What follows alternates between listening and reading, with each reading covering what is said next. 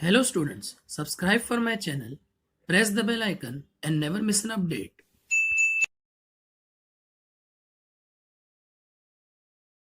Hello students, welcome to my YouTube channel classic tutorial. आज के lecture में हम class 9 Maharashtra board political science के chapter number 2 India's foreign policy के question answers की मार्किंग और आंसर एक्सप्लेनेशन करेंगे। तो आइए हम एक्सरसाइज की तरफ चलते हैं।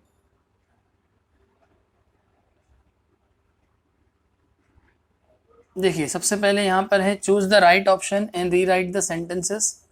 फर्स्ट है this was the main objective behind establishing the Indian atomic energy commission. Indian atomic energy commission के एस्टेब्लिशमेंट के पीछे मेन ऑब्जेक्टिव क्या था? तो उसका आंसर है D, production of atomic energy. Second है the following is now the objective of all the nations of the world. दुनिया के सारे देशों का ऑब्जेक्टिव है इकोनॉमिक डेवलपमेंट। तीसरा है the dash is an important aspect of India's foreign policy. India's foreign policy का इंपॉर्टेंट एस्पेक्ट है नॉन अलाइनमेंट। फोर्थ है इंडिया कंडक्टेड न्यूक्लियर टेस्ट इन 1974 एट पोखरन। 1974 में इंडिया ने अपना पहला न्यूक्लियर टेस्ट पोखरन में किया था।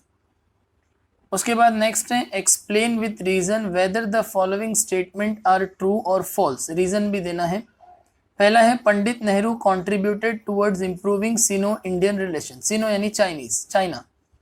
तो पंडित नेहरू ने कंट्रीब्यूट किया था चाइनीज और इंडियन रिलेशन को इम्प्रूव करने में। तो ये फॉल्स है स्टूडेंट्स, और इसका आंसर आपको रीजन जो है वो पेज नंबर 67 पे मिलेगा। तो आइए 67 पे चलते हैं। देखिए यहाँ पर लिखा हुआ है prime minister Atal Bihari Vajpayee contributed a great deal to improving Sino Indian relation. तो पंडित नेहरू ने नहीं किया था, अटल बिहारी वाजपेयी जो प्राइम मिनिस्टर थे उन्होंने सिनो इंडियन रिलेशन को इम्प्रूव करने का काम किया था। चलिए नेक्स्ट हम लोग देखते हैं। नेक्स्ट यहाँ पर दिया हुआ है Atal Bihari Vajpayee took lead in improving relation with Pakistan. Atal Bihari Vajpayee ने पाकिस्तान के साथ रिलेशन सुधारने की भी कोशिश की। तो ये स्टेटमेंट ट्रू है और इसका रीजन जो है वो यहाँ पर है he took some initiatives to improve the relation between India and Pakistan. उन्होंने इंडिया और पाकिस्तान के बीच में रिलेशन को इम्प्रूव करने की कोशिश की। He had also help the earthquake victims in Pakistan. इन्होंने पाकिस्तान में अर्थक्वेक विक्टिम्स की भी हेल्प की थी। ये उस वक्त की बात है जब वहाँ पे परवेज मुशर्रफ जो है वो प्रेसिडेंट थे। चलिए उसके बाद थर्ड क्वेश्चन है एक्सप्लेन द फॉलोइंग कॉन्सेप्ट। पहला है India's foreign policy, page number 67। तो आइए पेज नंबर 67 पे चलते हैं। देखिए यहाँ पर जो आप येलो में हाईलाइटेड देख रहे हैं वो आंसर है article 51 among the directive principle of state policy. हमारे कॉन्स्टिट्यूशन के आर्टिकल 51 में directive principles of state policy हैं। उसमें लिखा गया है lay down the broad framework for foreign policy. उसी में फॉरेन पॉलिसी के बारे में ब्रॉड फ्रेमवर्क है यानी डिटेल में बताया गया है। अकॉर्डिंग टू इट, इसके accordingly India should give priority to safeguard international peace and security. सबसे पहले हमारी फॉरेन पॉलिसी में ये है कि इंडिया को इंटरनेशनल पीस और सिक्योरिटी मेंटेन करना है इंटरनेशनल लेवल पे, and resolve our international problems and disputes by peaceful means. और हमारे जो भी इंटरनेशनल प्रॉब्लम्स और डिस्प्यूट्स है उसको पीसफुली सॉल्व करना है। The objective of our foreign policy should be to maintain friendly relation with other nation। साथ ही साथ हमारी फॉरेन पॉलिसी का ऑब्जेक्टिव है कि हम दूसरे देशों के साथ जो है वो फ्रेंडली रिलेशन मेंटेन करें एंड रिस्पेक्ट इंटरनेशनल लॉ, और इंटरनेशनल लॉ का रिस्पेक्ट करें। चलिए नेक्स्ट देखते हैं एक्सप्लेन द कॉन्सेप्ट। देखिए नेक्स्ट यहाँ पर है नेशनल इंटरेस्ट, पेज नंबर 65 पे है। तो आइए पेज नंबर 65 पे चलते हैं। देखिए यहाँ पर national interest implies the means through which the independence and sovereignty of our country can be safeguarded.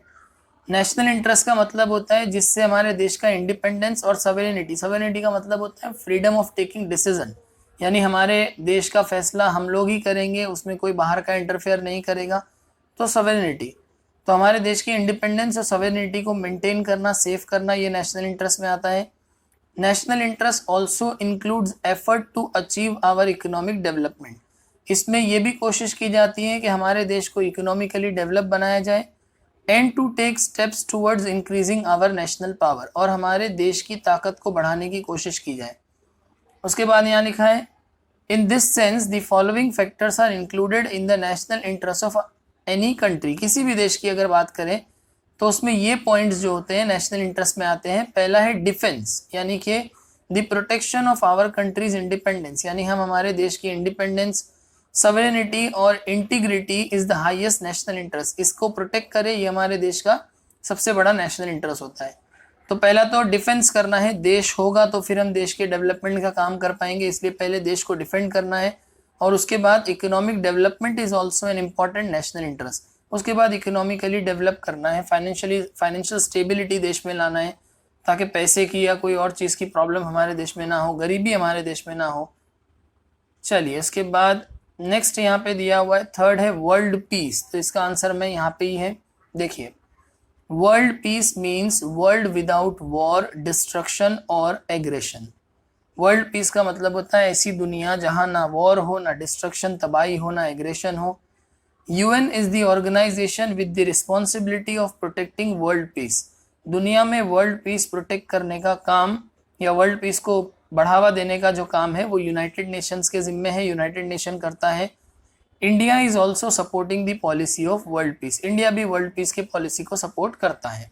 चलिए इसके बाद नेक्स्ट देखते हैं यहाँ पर, what is your opinion about the fact that world peace is threaten due to nuclear preparedness. मतलब जहां हर देश अपने आप को न्यूक्लियर पावर बनाने के चक्कर में लगा हुआ है, आपको क्या लगता है क्या इससे वर्ल्ड पीस को खतरा है?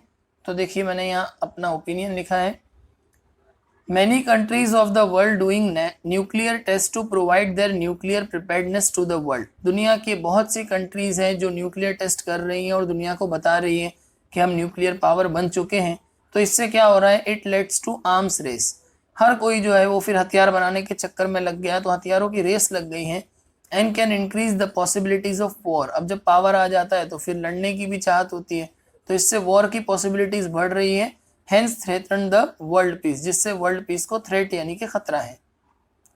चलिए question number 5, answer the following question in brief. अब ब्रीफ है number 1, on what principles is India's foreign policy based. India की फॉरेन पॉलिसी कौन से प्रिंसिपल पे बेस्ड है? पेज नंबर 67 पे। आइए पेज नंबर 67 पे चलते हैं। देखिए ये जो आप ग्रीन में अंडरलाइन देख रहे हैं, यहाँ से यहाँ तक ये पूरा पैराग्राफ आंसर है, जिसमें मैंने ये आपको समझाया था, अभी दोबारा समझा देता हूँ। India got independence in 1947 and from then onwards we started shaping our foreign policy independently. जब से हमारा देश आज़ाद हुआ यानी कि 1947 से, तब से हम क्या कर रहे हैं, अपनी फॉरेन पॉलिसी को शेप कर रहे हैं। The directive principle of state policy have laid down the guidelines about how to shape foreign policy. हमारे कॉन्स्टिट्यूशन में जो directive principle of state policy है उसमें भी बताया गया है किस तरह से फॉरेन पॉलिसी बनाना है। और ये जो मैंने अभी समझाया था कि article 51 among the directive principle of state policy lay down the broad framework for foreign policy, यानी आर्टिकल 51 में लिखा हुआ है किस तरह से फॉरेन पॉलिसी बनाना है, और इसके accordingly India should give priority to safeguard international peace and security. India जो है वो इंटरनेशनल पीस और सिक्योरिटी को सेव करेगा। Resolve our international problem and dispute by peaceful means, अपने जो भी इंटरनेशनल प्रॉब्लम्स है उसको पीसफुली सॉल्व करेगा। The objective of our foreign policy should be to maintain friendly relation with other nation, साथ ही हम दूसरे देशों के साथ फ्रेंडली रिलेशन बनाएंगे।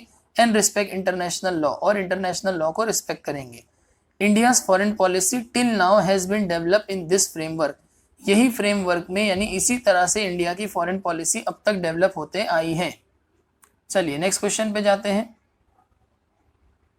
नेक्स्ट है यहाँ पर, who has contributed to improving Sino Indian relation. किसने चाइना और इंडिया के रिलेशन को इम्प्रूव करने में कंट्रीब्यूट किया? पेज नंबर 66 और 67। आइए चलते हैं पेज नंबर 66 और 67 पे। देखिए यहाँ से लिखना है, सबसे पहले तो फॉरेन पॉलिसी बनाता कौन है? तो the president, prime minister, the foreign minister, the defence minister, the finance minister and the home minister have a role in deciding foreign policy, ये सारे लोग मिलकर फॉरेन पॉलिसी डिसाइड करते हैं। Prime minister Atal Bihari Vajpayee contributed a great deal to improving Sino Indian relation, और prime minister Atal Bihari Vajpayee थे जिन्होंने China और इंडिया के रिलेशन को इम्प्रूव करने की कोशिश की थी या उसमें इंपॉर्टेंट रोल प्ले किया था। चलिए नेक्स्ट क्वेश्चन की तरफ हम जाते हैं। नेक्स्ट है third question, right the objectives of India's foreign policy, page number 68। Foreign policy के ऑब्जेक्टिव्स लिखना है, तो देखिए यहाँ पर पूरा यहाँ से लिखेंगे। Objectives of India's foreign policy are as follows. Number 1, while maintaining friendly relation with neighbouring countries, जब हम दूसरे देशों के साथ फ्रेंडली रिलेशन बनाएं, ensure that the defence and security of India is not affected, तो इस बात का भी ध्यान रखें कि कहीं उनसे दोस्ती बढ़ाने के चक्कर में हमारा देश खतरे में ना आ जाए। Not to compromise about the geographical boundary of the nation, देश की बाउंड्री के बारे में कोई भी कॉम्प्रोमाइज ना करे, यानी हमारा देश का 1 इंच भी कोई ना ले ले, इस बात का ध्यान रखें। दूसरा, protect the unity and integrity of the country, देश की एकता और इंटीग्रिटी को प्रोटेक्ट करें। तीसरा, protect the interest of India citizen living in other country, यानी इंडिया के वो लोग जो दूसरे देश में रहते हैं उनके इंटरेस्ट का ख्याल रखें। This responsibility is fulfil by the Indian embassies there, और ये जिम्मेदारी जो है वो एम्बेसीज पूरी करती हैं। हर देश में बाहर जो है फॉरेन कंट्रीज में इंडियन एम्बेसी होती है जहाँ पे इंडियंस के इंटरेस्ट का ध्यान रखा जाता है कि उस देश में जो इंडियन रह रहे हैं उनके साथ कुछ गलत ना हो, इसका ध्यान रखा जाता है।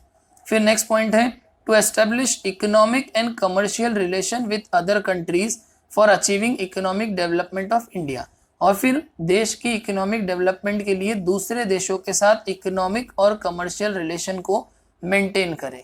चलिए अगला क्वेश्चन देखते हैं हम। उसके बाद यहाँ पर एक फ्लो चार्ट दिया हुआ है, कॉन्सेप्ट मैप दिया है। Prepare the following concept map, तो कॉन्सेप्ट मैप है फैक्टर्स अफेक्टिंग फॉरेन पॉलिसी, तो मैंने यहाँ लिख दिया है। पहला है जोग्राफिकल लोकेशन, यानी कौन कौन से फैक्टर है जो फॉरेन पॉलिसी को अफेक्ट करते हैं, तो geographical location, political system, national leadership, economy और एडमिनिस्ट्रेटिव फैक्टर्स। तो स्टूडेंट्स इसी के साथ इस चैप्टर के क्वेश्चन आंसर की मार्किंग और आंसर्स एक्सप्लेनेशन कंप्लीट हुआ। आई होप कि आपको ये वीडियो और ये आंसर एक्सप्लेनेशन समझ में आए हैं। अगर आपको ये वीडियो अच्छा लगा तो लाइक करो, कमेंट करो, शेयर करो और इस चैनल को ज़रूर सब्सक्राइब करो और अपना बहुत ध्यान रखो। Thank you.